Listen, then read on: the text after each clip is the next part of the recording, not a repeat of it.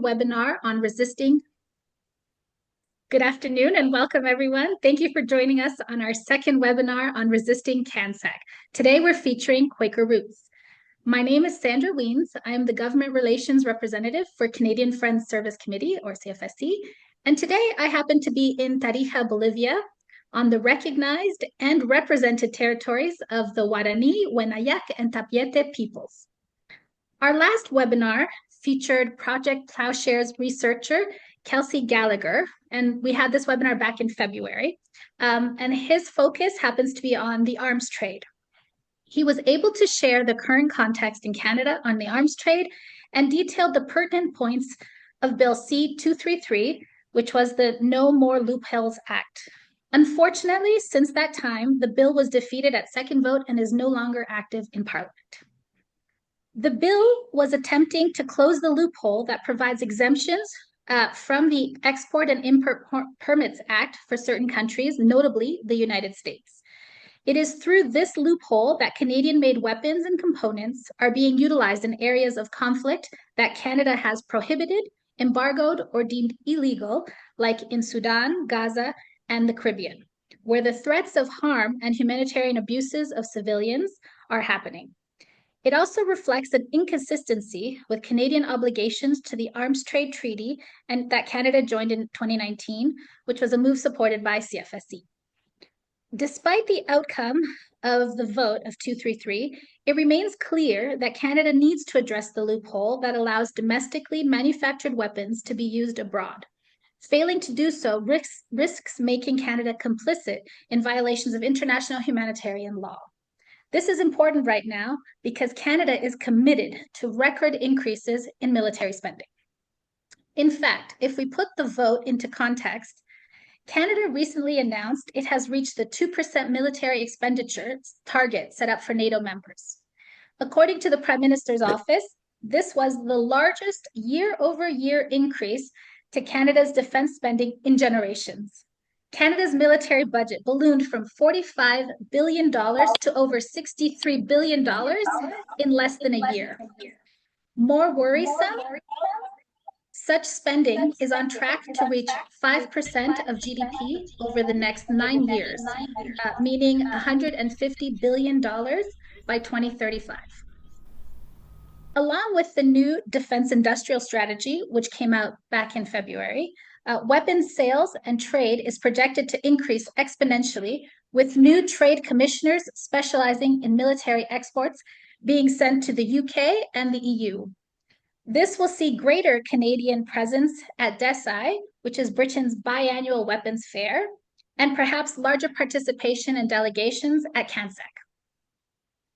While things look relatively grim, we have hope that public opposition to weapons and military increases can play a role in changing the tide.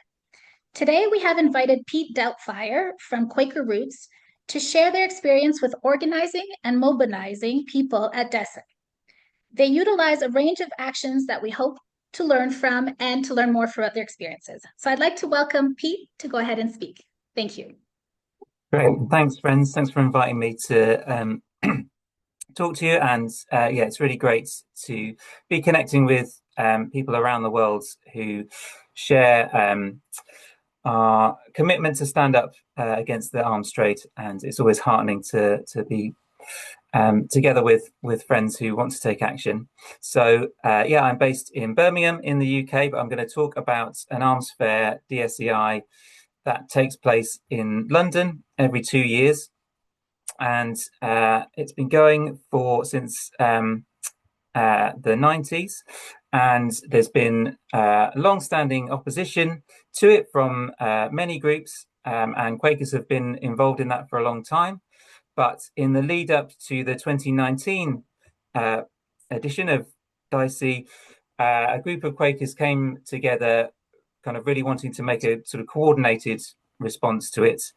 And we've taken the name Quaker Roots to remind ourselves to kind of connect with the Quaker activism of the past, but also to remind ourselves to try and ground our activism in our Quaker faith and worship.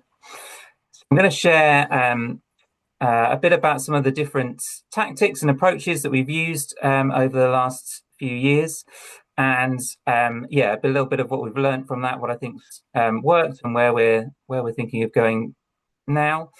I think not all of it will be immediately usable for CANSEC in in a few weeks' time, but it might give you ideas of things to think about that you might want to use in the coming years, either on this arms fair or in other contexts.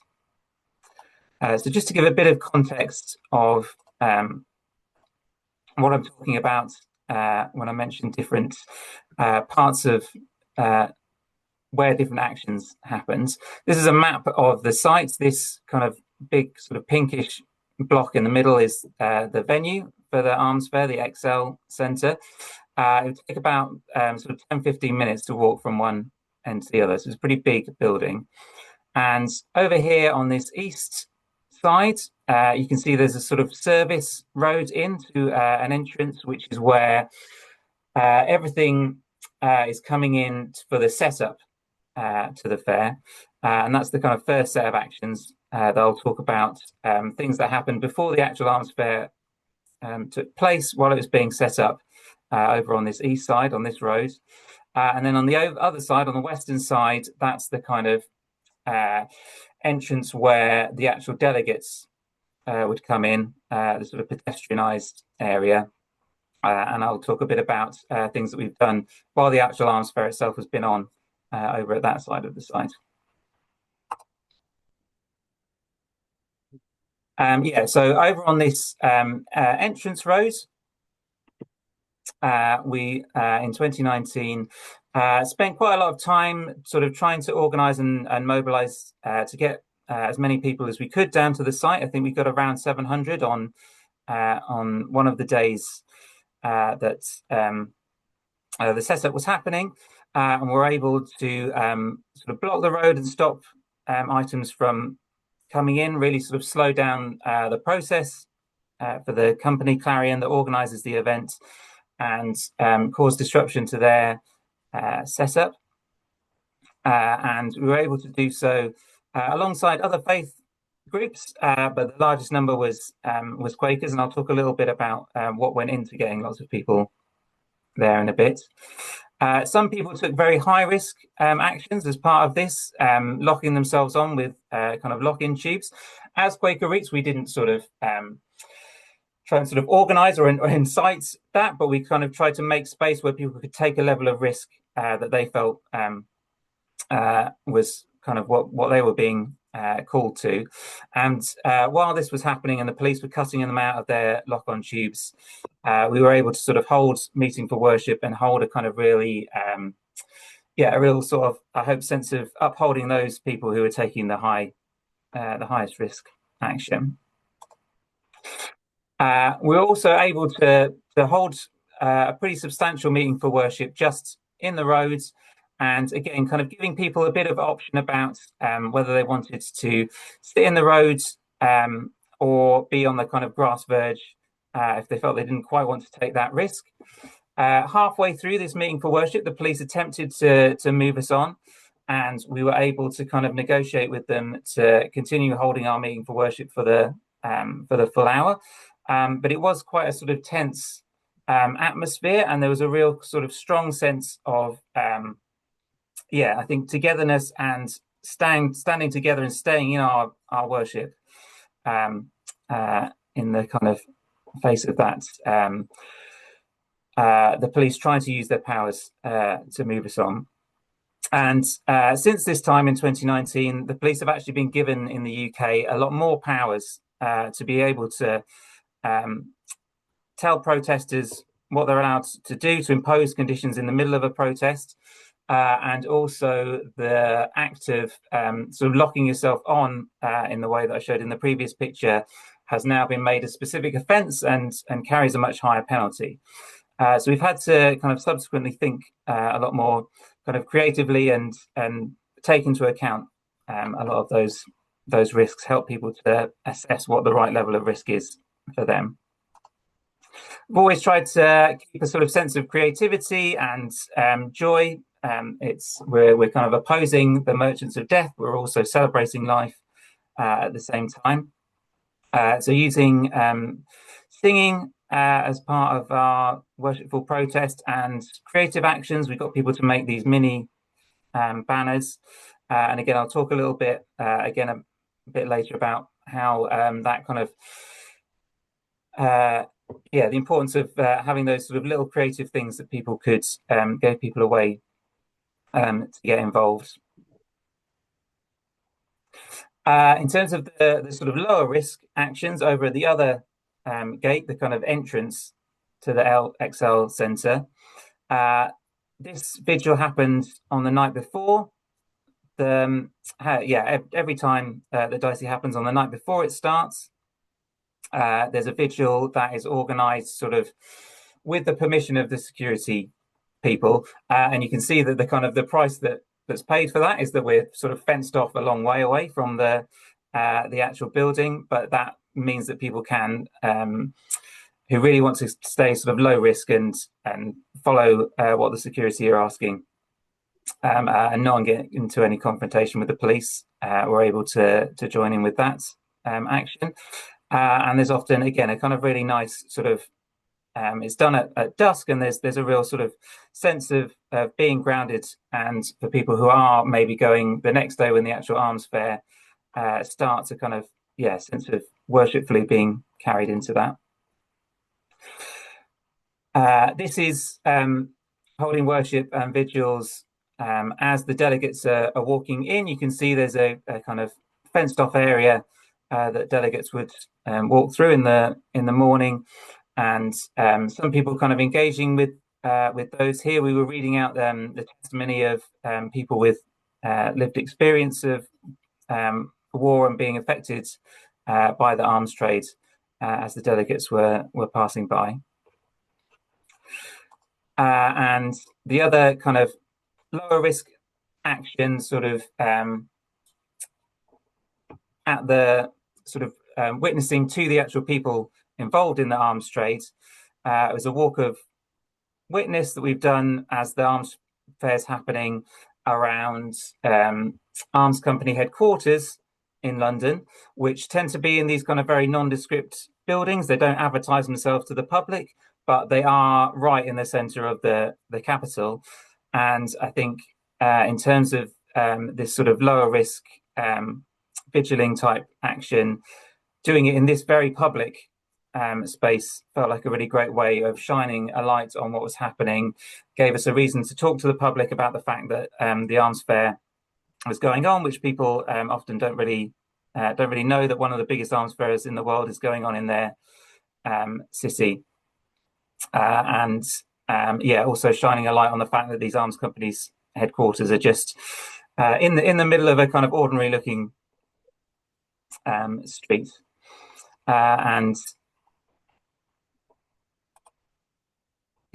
So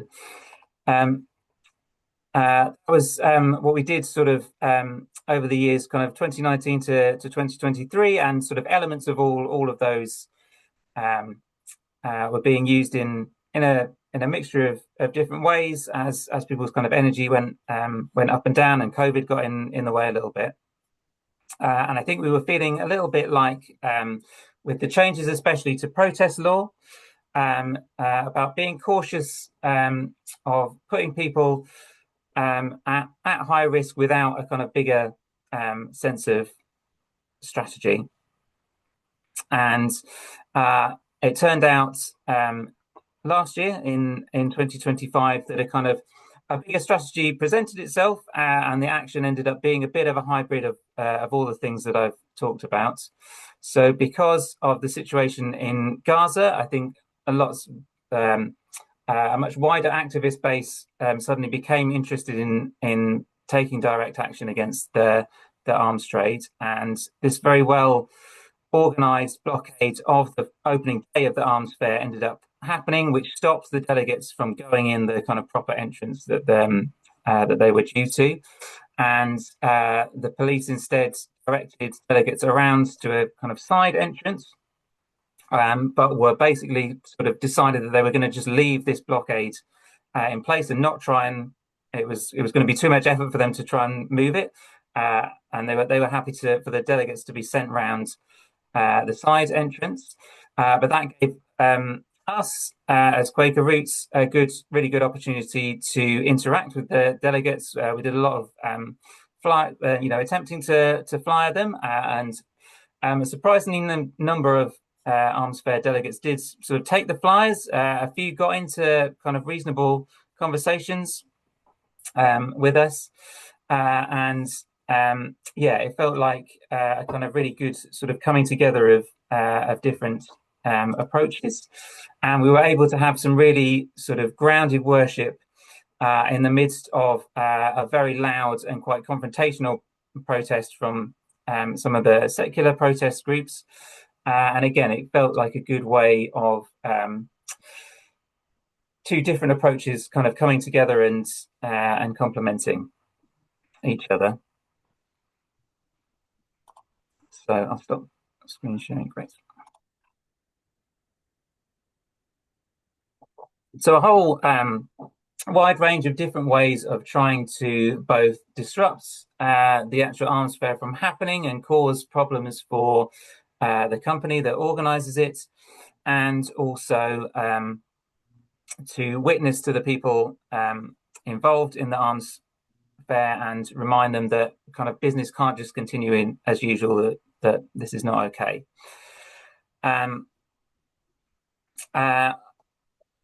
Why do people, why do friends engage with this? I think kind of three really important reasons. One is this sort of sense of community, and we really utilize the Quaker network of area meetings and local meetings, and found people who would be kind of champions in their local meeting or area meeting, particularly in the lead up to 2019. Spent quite a lot of time sort of coming up with sort of toolkits and having Zoom conversations with those champions to really help them to feel confident to then go to their meeting and enthuse people there, get little groups to travel together down to London.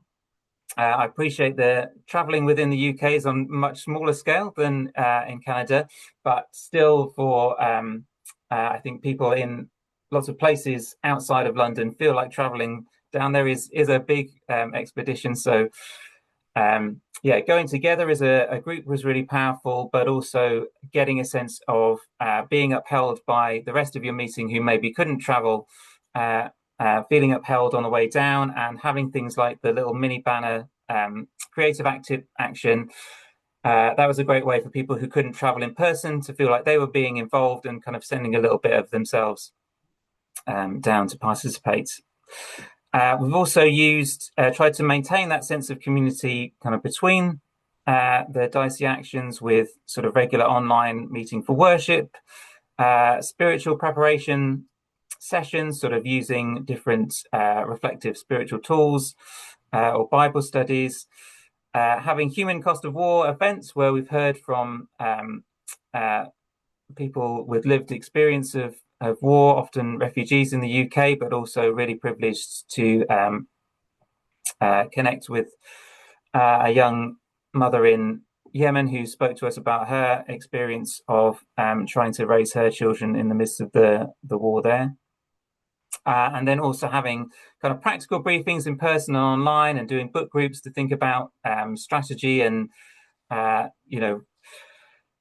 have sessions to help people think about these kind of range of different ways of getting involved and what feels right for them.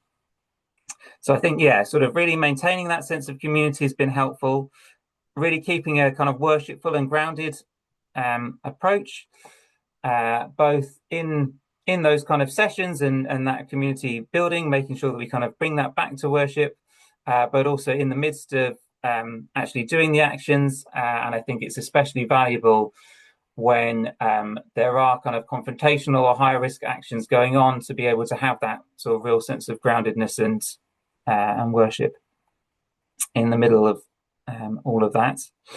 And finally, as I mentioned, hearing from people with lived experience and reminding ourselves that we're kind of not doing this because we're motivated against the arms trade so much as we want to uphold people all around the world who are being affected by war and respect their humanity and that of God in them.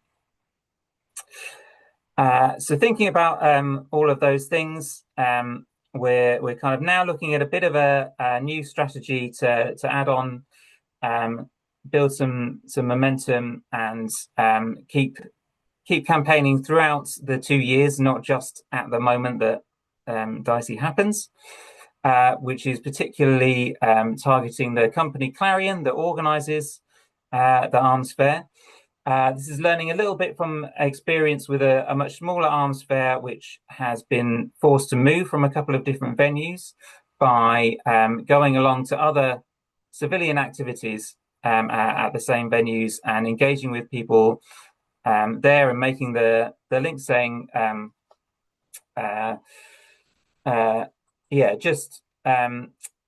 the people who organize these kind of civilian events don't like the idea of the link being made to the arms trade, and we're hoping to use that strategy as well with Clarion, who organise DSEI. One of the civilian events they also organise is a baby show, and so the kind of contrast there is very obvious. And we've got people to knit us little baby items that we're going to go and give out to people there, kind of make a friendly human connection, but also let them know that this company, as well as producing a very nice, lovely baby show, is also helping to sell weapons that tear families apart.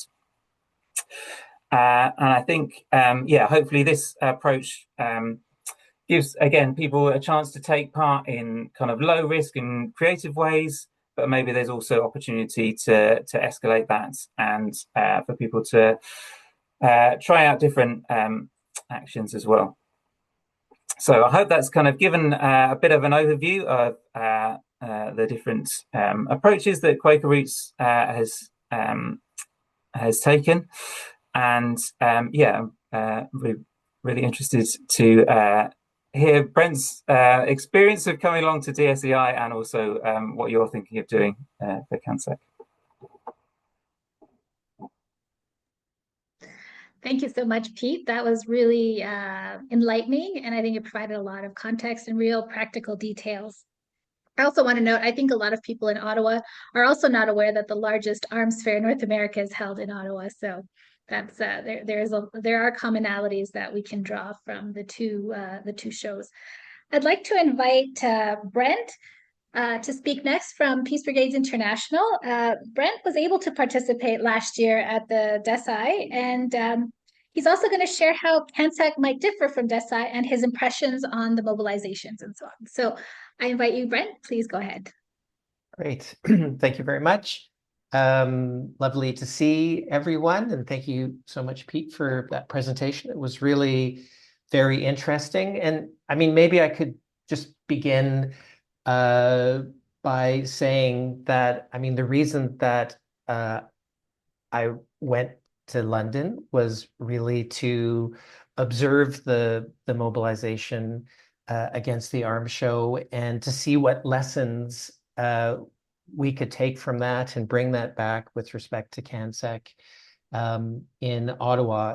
And so just sort of listening to Pete, I mean, a few of the things that come to mind are really the vigil the night before was really the sort of, I'd say, kind of beautiful, grounded experience of community coming together. And it had a, maybe it's like in part because it's, you know, at dusk or whatnot, and, you know, you're outside this fence of the arms show, but it was a powerful, grounded experience. And yeah, made me think that would be something hopefully eventually we could see here in Ottawa.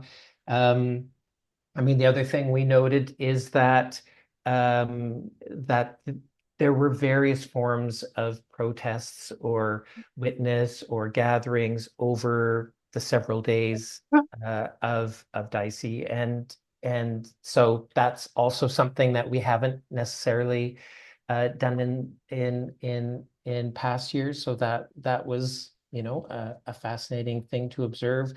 Prior the walk to the various arms companies and sort of, in London and identifying where they are and building awareness of that. And as Sandra was saying, I mean, I think a lot of folks don't know that, oh, here's General Dynamics and Lockheed Martin in Ottawa, as well as not knowing that there's this massive arms show every year. Here it's annual in Ottawa. So building awareness of that is, I think really important.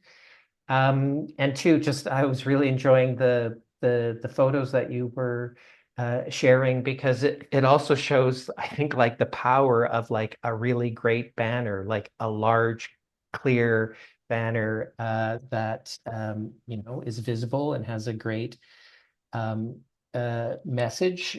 So all of that was good, and I think tactically too, it was interesting to see sort of the working together of some of the activists who were um, um, kind of holding a hard block in front of a main entrance way to the XL Center. But then as the people going into DESI were kind of redirected around the side, there were the Quakers, actually extraordinarily well positioned with banners and very visible, and to kind of just see those sort of complementary actions amongst many other things. And I think too, it's really fascinating sort of the approach of targeting Clarion events. Here in Ottawa, CANSEC is organized by basically a weapons lobby group. So it's a little harder to influence them, but it is held at a convention center. And so there's, some ways that we can look at that. So anyways, really sort of brings up a lot of inspiring examples of what you and others do, Pete, in London, and what we could be thinking about doing here in Ottawa. Yeah, I might just also say, probably most of you know this, but if not, CANSEC, an annual arms show in Ottawa at the EY Center, which is up by the airport. There's about 300 companies that are that exhibit there. The world's biggest, most profitable weapons companies are there. Elbit Systems, the largest Israeli weapons company, is there. Some 60 plus international delegations, 60 different countries that are coming to shop for weapons are there. So that's kind of the sort of key things. It's over 2 days.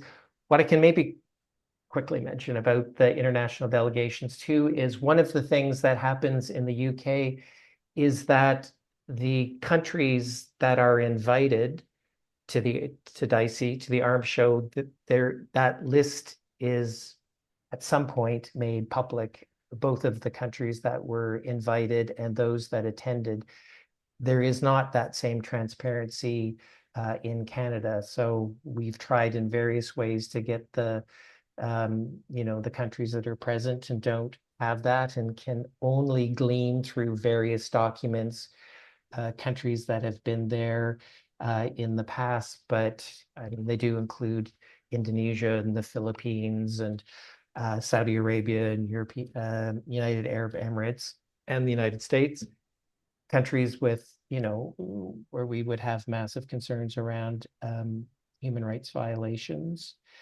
Yeah, and maybe what I could say too is just what's shaping up for CANSEC this year is 2 days, May 27th, May 28th. Lots of what is coming together is still evolving. On the first day, there are there's the hope or there's the planning that in some way the community will be present at 7 a.m. or so when people begin to be walking into the EY Center. And so there could be some leafleting or, a visual presence there. There's been some discussions with different larger NGOs, Council of Canadians, Ontario Health Coalition, the idea of doing some kind of bus tour that day that would maybe start at Parliament Hill, go to an arms company in Ottawa, go to a hospital that's experiencing funding cuts because, as Sandra was mentioning, billions of dollars are being transferred over to the war industry to highlight that with the bus concluding at the EY Center. And incidentally, again, this is kind of an idea that was inspired and grew out of what we saw in the UK. And I'm sure Mel will talk about it more, but the idea of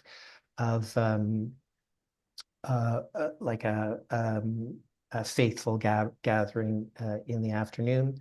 Second day is probably, for those of you who've been to CANSEC in recent years, is more what you'll see on the second day, which is a mass protest with people coming from different cities and probably in a larger number with the actual sort of activities to be planned out and shared. But that is the day of the mass protest. And yeah, I'm sure I'm past my time, but what I might say is for the second day, if you're on Instagram, it's at Shutdown CANSEC, so you can find updates that way.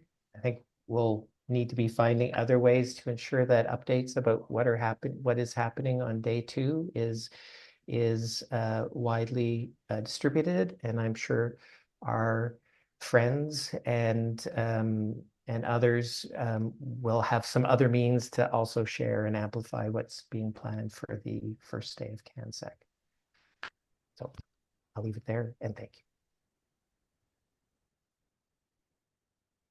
All right, thanks a lot, Brent. That was really enlightening as well. And yeah, if I can just say that it's true, the billions that are now being spent on military have to have come from somewhere, and where they're coming from are cuts to public services, to hospitals, education, the public service, and that will impact Canadians directly, and probably it will start very soon. So, and it will get worse if if we're on the trajectory of the 5%. So I guess I'll turn now to Mel Burns, who's also with CFSC, my colleague with the Peace program, to speak a little bit about our plans that we have this year for CANSEC. So go ahead, Mel.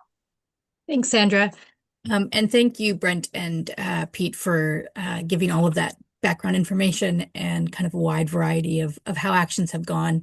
We're really excited to be taking a more active intentional space alongside PBI this year in the Shutdown CANSEC movement. It's been long part of our values, and Quakers have been present for a very long time there through Ottawa Monthly Meeting and others. And so as an organization, what we want to do is to come in and complement. Our job is to be in coalition with others, and rather than take it over and be like, this is our thing now, our job is instead to find ways that we can expand and complement through the resources that we have.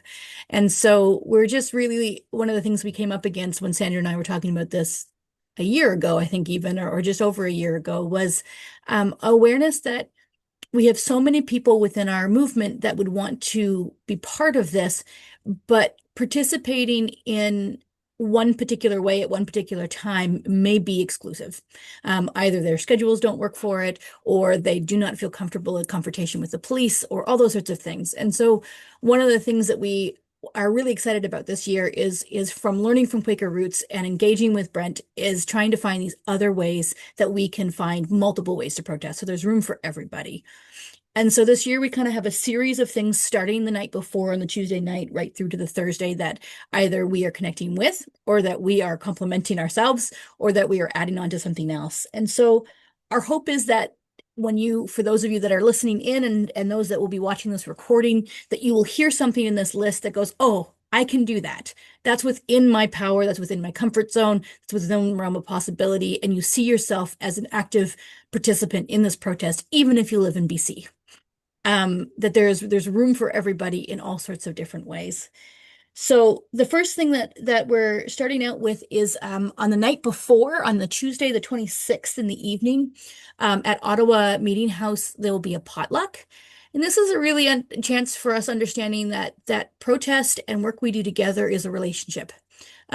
It's really important that we know each other and we trust each other, because things can go sideways, or people can be acting in different ways. And sometimes if that form of protest doesn't resonate with us, we can look at people and go, oh, or they're doing that wrong. But when you know people as people and you share a meal together, it's a really great way to build solidarity amongst ourselves within a movement. We talk a lot about how on particularly the political left, we have a real problem with dividing ourselves amongst ourselves and getting really purist about specific ways of going about things and not finding ways to include each other. And so sharing a meal together is our first act of inclusion, of saying everybody who is going to be involved in any way possible is invited to come and share a meal and get to know each other. And that is an act of solidarity in and of itself, and an act of protest, because we're choosing to be in community with people regardless of what's going on around us. The second thing is the first day. So Mary at Ottawa Monthly Meeting has suggested that there may be some folks who on the first day, like Brent said, in the morning at the opening, may wish to engage in what I would call kind of more traditional Quaker forms of protest, which is like pamphleting. Pete highlighted this as that Quakers were on the side entrance, would be a similar kind of thing to that, where they're willing to actually engage with people, have a conversation with the people that are coming in, if you can get them to roll down the windows of their car, but having signs and really intentionally engaging in a conversational, informative manner. This is not something that CFSC is organizing, but we will do our best to be present there. But it is one of the actions that's taking place and one of the ways that people can engage if they are there physically. The second thing that we are doing, and this is what CFSC has taken on this year, is this formation of what we're called a faithful gathering, or similar to the vigil kind of idea. And what we actually hope this to be is to be a multi-faith action. And we thought, what would be incredibly powerful is if all of our allies across Ottawa from various different denominations were able to come together in a faithful sense, and whatever their faith means to them, and say, as faith groups, we do not believe that this is the right way to go about things, and that we are not in support of this arms trade, and that this is as much of a religious issue as it is anything else. But there is room specifically for that kind of very specific, prayerful, thoughtful, silent worship type approach to protest. And then that is also powerful. That is, it's got its own form of power in when we think about how we do protest. And so right now the plan for that is between 4:30 and 5:30 p.m. So it'll be as people are exiting. CANSEC is supposed to end around 5 o'clock. So the idea is that we would have a gathering in a very visible space as people are leaving the first day, so that there's protest on the way in, engagement, but as they are leaving, they are also reminded there is a community of faith out there that says, no, thank you. And that we are going to pray for the victims of the people of your weapons, that we are holding that, and for you. And we are going to hold all of that in the light, and we're going to choose to do that this way, despite the violence around us. And that we believe that to be a powerful opportunity. On Thursday, as Brent said, there's going to be the more traditional disruption approach. So that may look like different types of people blockading. There'll be people probably shouting. There'll be different types of sign holding. But there's still room for people to just stand with a sign. There's still room for people to sit quietly in a circle, to sing songs, to do all of those sorts of things. But those will things be happening all at once. So it will be a more integrative disruption, as far as there's going to be lots of different types of actions happening at the same time, but that can be a really great thing. And if you don't feel comfortable in that space, but you want to know how you can support, well, there's lots of things that we need in those spaces. If you're concerned about police presence, you could commit to being someone who's willing to record be there with your phone or your camcorder or whatever you have and record interactions with the police if you're concerned about how the police may treat protesters, particularly protesters of color. We know that they are treated very differently than those of us with a privileged background and skin tone. That's just the reality. So you can be there and not be engaging with the police, but be a witness. Bear witness to what is happening and how they are engaging. You can provide water, hand out water or snacks if you want to, because people will be there, they'll be engaged, they'll be enthusiastic, and physical supports for our needs are also a way to support us. So there's lots of different ways to be there and to be present and to support that can look like whatever your comfort is and wherever you feel led. The other thing I wanted to highlight is I know that there's many people on the screen that aren't going to be able to travel. Either they are outside of the kind of bubble of Ottawa, Toronto, Montreal kind of proximity, or they are, but just physically the space is just not possible. I will say if you are wanting to travel in from outside Ottawa, please reach out to us, reach out specifically to Sandra, because we are going to be trying to arrange billeting for as many people possible, to try and get as many people physically present as possible and remove as many barriers to that participation as possible. But if you can't, then the other thing we'd really like to see is monthly meetings. Consider hosting at the same time, physically at the same time whenever possible, their own meeting for worship, prayerful gathering, potlucks, whatever it is, alongside our actions as a way of standing in solidarity in other parts of the country. This could be anything from you going down to your local city government and actually doing physically protest and holding up signs and saying CANSEC happens in Ottawa and we don't want to support it. But it also could just be joining our prayerful gathering, our faithful action on the 27th in the afternoon and holding a meeting for worship at that time in community together. These are powerful actions that tie us to each other and again, build relationship. We really encourage you, if you do those things, to let us know. We'd love to see pictures and messages, because it again shows a movement of not just people who are local to Ottawa, but across Canada, people who are concerned and who do not want this happening in our country. And so what we're hoping is that in this, you'll feel inspired, that you'll feel creative. Nonviolence and protest can be incredibly creative. You can write a song, you can make a sign. We could use some really great signs. And if you have the capacity and feel like, hey, I know how to make a good sign, or I'm pretty decent with a paintbrush, that is an incredibly helpful way for you to engage in this protest without even having to turn up. You can just send it to us and we would love to use it, or give it to people who don't have a sign with them. All of these are meaningful ways to engage, and we would love to hear from you if you are interested in any of those. Please reach out to Sandra. She's put her email address in the chat, I believe. Yes, and we can connect you onwards for any further information. And if you have connected to us and said you are planning to attend any of the actions, we will do our best to keep you in the loop about the other actions as well. So if things change with the protest on the Thursday, but you've told us you're going to come to the Wednesday, we'll still let you know so that you can let your community groups know, especially if you don't have Instagram or some other way. We will do our best to keep everyone informed that is connected to us about all the things that are happening. So back to you, Sandra. Thanks so much. I think I'm really excited about the possibilities and really of how community can come together to show what matters and what really matters. I think is it's an important time to do so if we can. I think if anybody has any questions, I can open it up right now for anybody. If not, I have some questions of my own, so I'll give it a moment. Would anybody have a question for any of our speakers? Jim, go ahead. Thank you. I'm just curious whether you're to be contacted about possible accommodations in Ottawa for people who are in Toronto, and or whether there'll be carpooling or what have you from the Greater Toronto area to Ottawa. I know the protest is at the airport itself, but anyway, just curious your thoughts. Thanks. Yeah, I think our idea is that when we get expressions of interest, no, we can open it up to Ottawa monthly meeting to see who we can bill it, and if we know about one or more, we can see how we can arrange it. We can be like the connection point to see who is coming so that carpools can be arranged and so on. So yes, yeah, that's what we hope. And that's why please do get in contact with me because I can see certainly about billeting possibilities and then carpooling and so on. Ro and then Brent. Hi guys. As someone who's 3 hours by plane away from Ottawa, but has been way back a RMX protester, I'm curious if we could figure out a way that instead of trying to have 4 of us, or there's 2 of us from my meeting, try to organize a worship event at 1 in the afternoon on a weekday when we don't have rented space.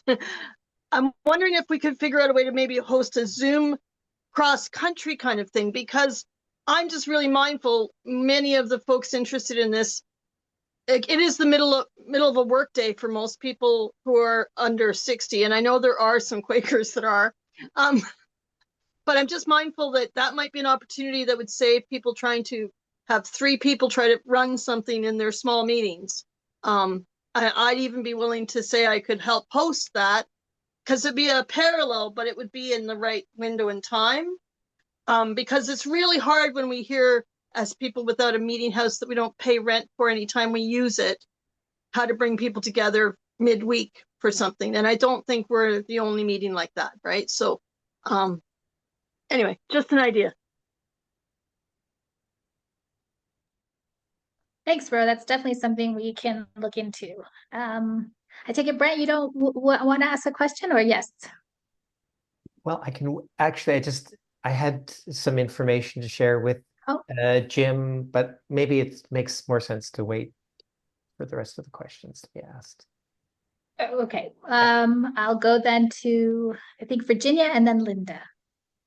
Well, I think maybe Brent's information might answer some of those questions. It was more around the logistics, like, for example, how long should people be expect to be away for? Like, it's the event's 2 days, but realistically, is it actually 3 days we're looking at? That kind of thing. Yeah. Some more of those details. Thank you. I'll take Linda's question and then I'll pass it to Brent.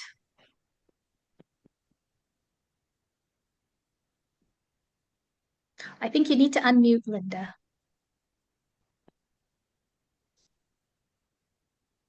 Sorry.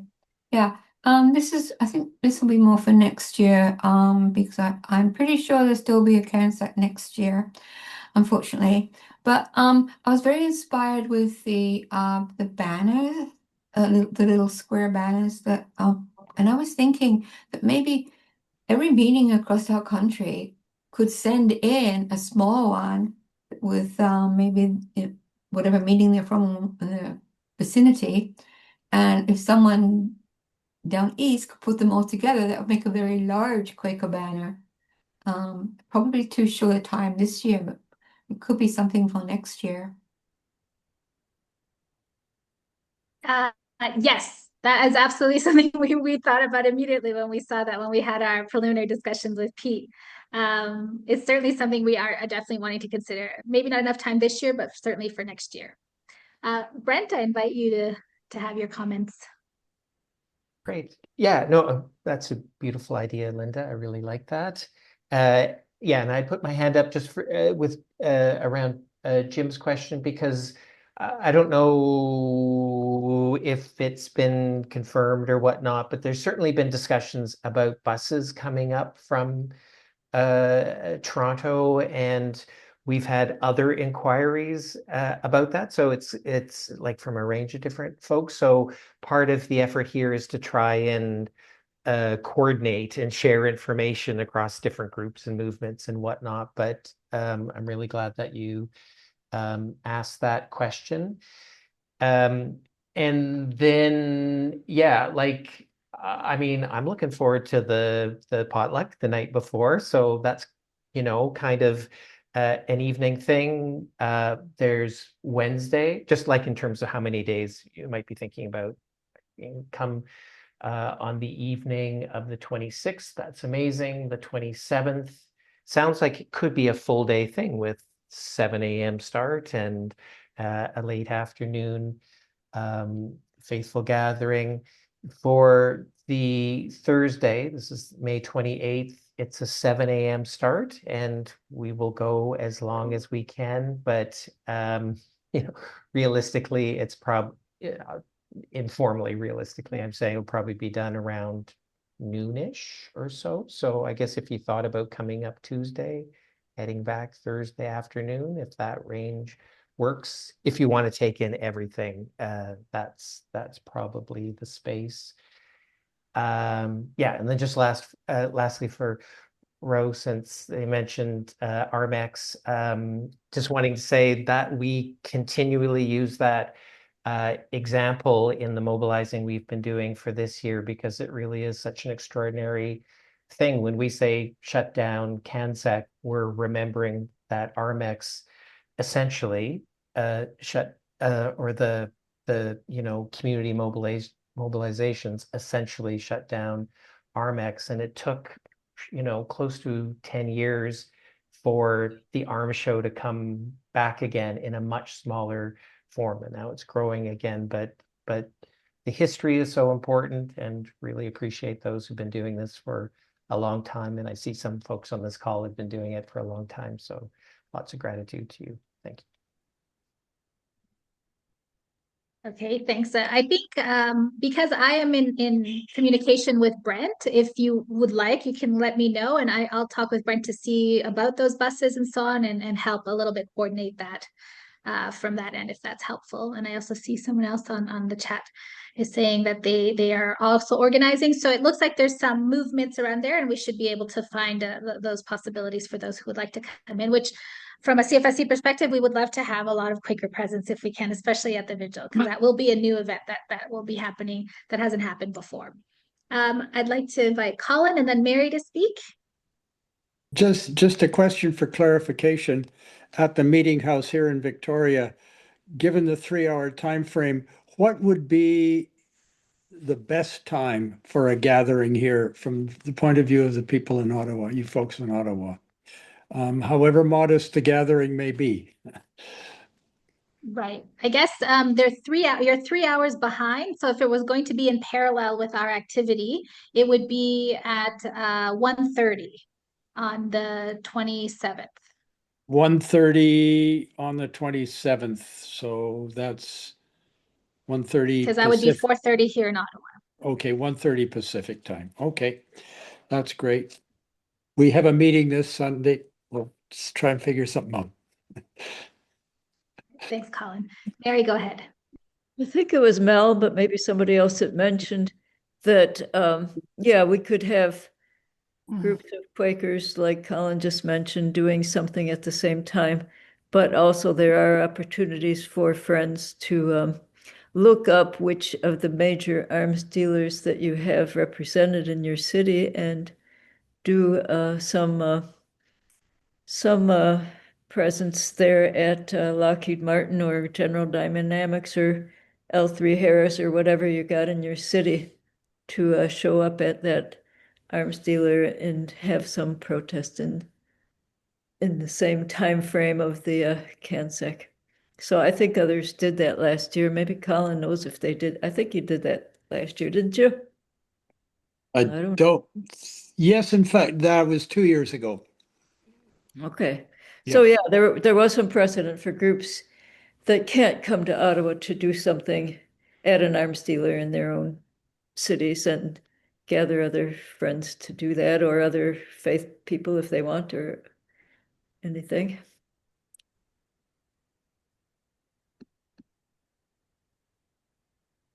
Sorry, Colin, did you want to have another comment? No, it's fine. Sorry, I'll lower my hand. Okay. Yeah. All right, I think we're almost at the end, but I just have a question I wanted to put towards Pete, maybe that also could maybe be helpful to us. But if I'm not sure if Quaker Roots at all takes time to look or measure the success of their the immediate actions or actions that take place at the time, or what any lasting impacts or conversations do you that have your actions garnered after doing some, just so we can keep that in mind as well for our actions.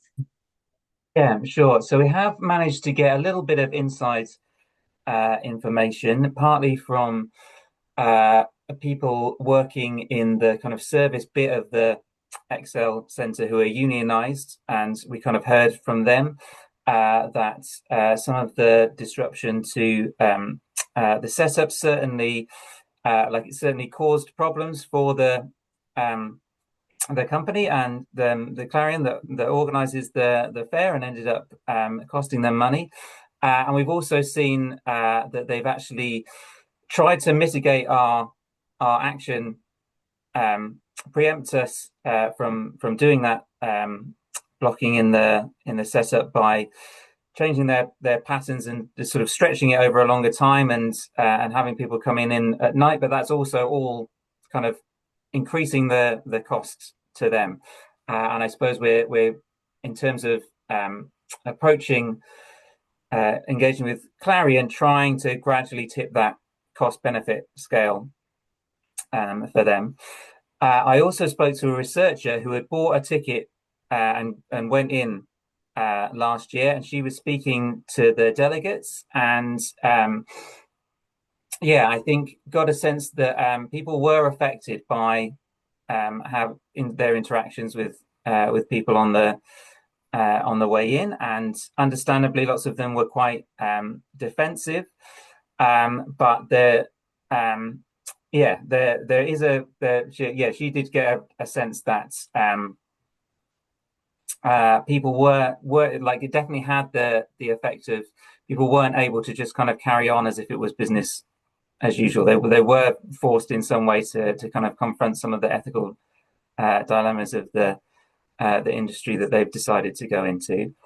And also just kind of coming back to that sort of community building amongst ourselves. And certainly I think the impact on that has been helpful in terms of improving people's confidence to speak up and get engaged in activism on a whole range of fronts, including lots of people doing direct action in different formats, including on the environment. So I think that's been some of the impacts that we've been able to get a sense of. Well, thank you so much for that. I see we're at time, and I really appreciate everybody's time. Speakers Pete, Mel, and Brent, thank you so much for coming and speaking with us today. I also thank you everyone for coming and listening to our talk today. I really hope that it's inspired you to possibly take part in some of one, many, all of the actions that we have proposed. We are here to help you. Just to kind of like just briefly touch a bit on it, we are in contact with a lot of our partners, both Mennonites, and we have an Indigenous rights program that we even see. I don't know of any specific Indigenous participation at CANSEC, but I can look into that and see. But certainly we're in conversations with MCC, with United Church colleagues, our Catholic colleagues, and so on, to see and make sure that there is a faithful gathering on the day that we're looking forward to. So again, thank you all for your time, and please be in touch and look at our website as well for more updates and so on. We'll be sharing posters and so on and sending it to monthly meetings. And if you see our posters, please share. We would really like to have a good presence this year to really kind of have that public voice or public opposition to things that are not going to be well for us. It will not mean good things for us in the future and for everybody.